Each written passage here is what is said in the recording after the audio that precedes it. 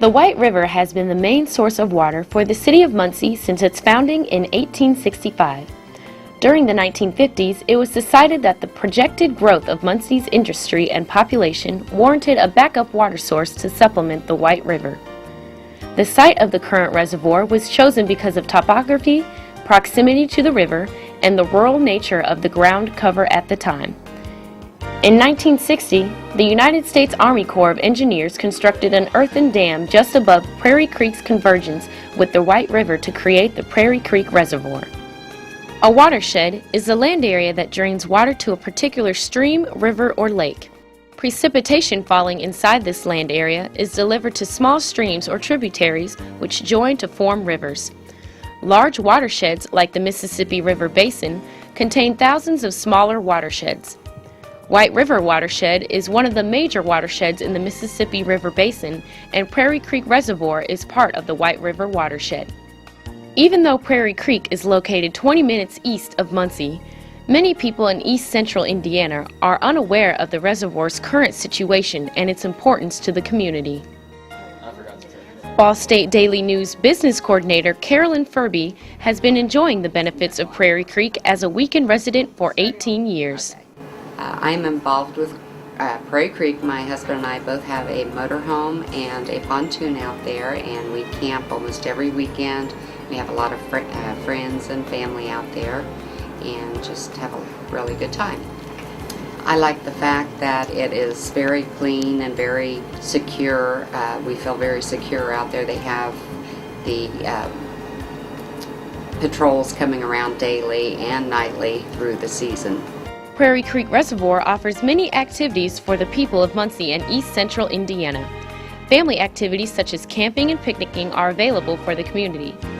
Other activities offered by Prairie Creek include fishing, hiking, playgrounds, ATV and horseback riding trails, swimming, and boating. Ball State University Professor Russ Wallers is a frequent user of the reservoir and a member of the Prairie Creek Sailing Club. I think the things that attract me to Prairie Creek Reservoir primarily would be the sailing club facilities there. I sailed down there quite a bit in the summer during the sailing season between the spring and fall months, and use the reservoir quite a bit. So it's basically a boating issue with me. Basically it's sailing and more sailing.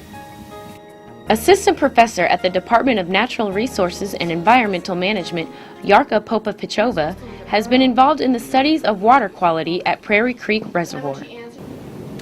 Well, water quality at Prairie Creek is sort of good.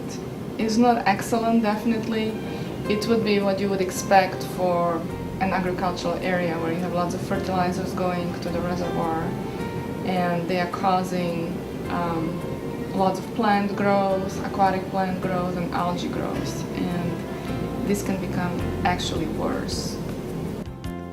Another situation that has affected Prairie Creek is water pollution. Consequences of polluted water are affecting the wildlife in and around the reservoir.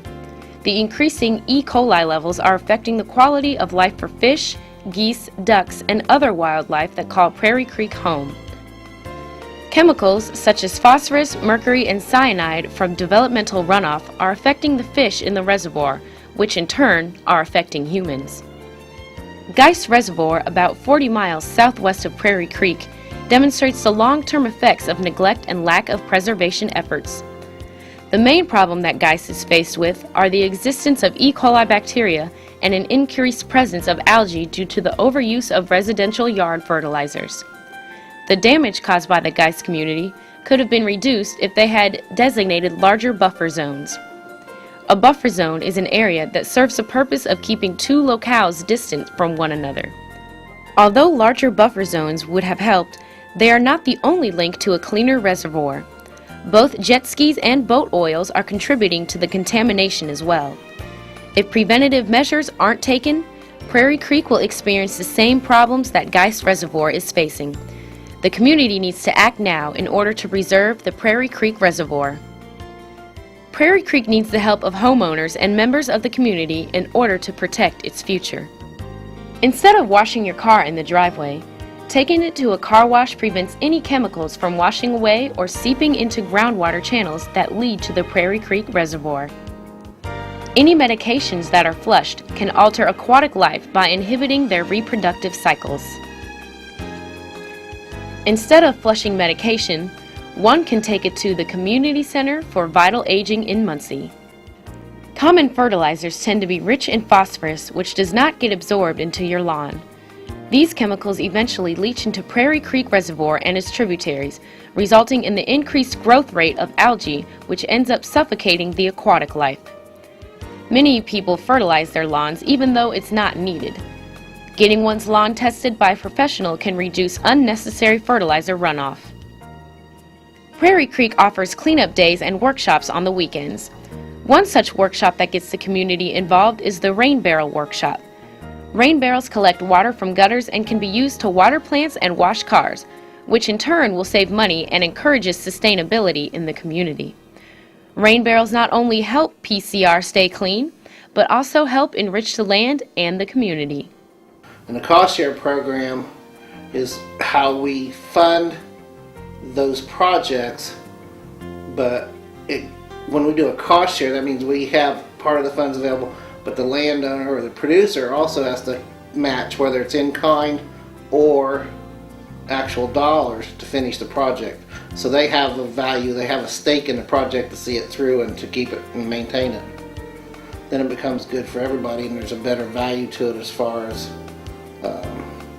everybody involved. We have a 5-acre wetland, my wife and I, and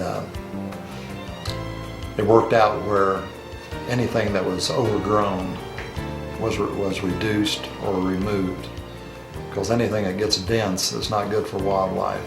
So they removed all the dense willows, all the cattails, planted native grasses. The cost share was like 75%, 25%. And the soil and water conservation, they work closely with us here locally.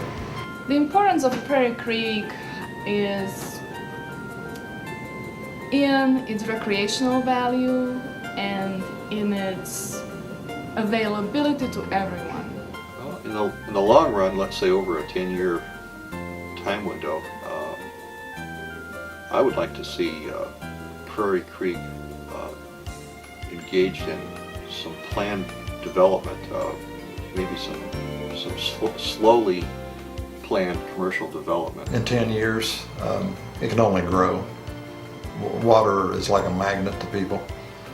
They want to build close to the water. They want to come out and relax and enjoy the water. So one of the larger water sources we have in this whole east central Indiana is right here. So it can only gain in popularity and use.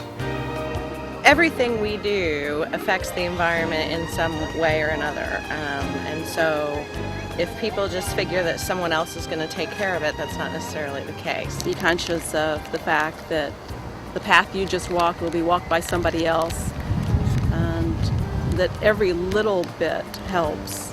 I see Prairie Creek in 10 years hopefully improving. They have a lot of things in plan. They are going to do some buffering to help do a lot of things in the water quality, and I just look for good things in the future.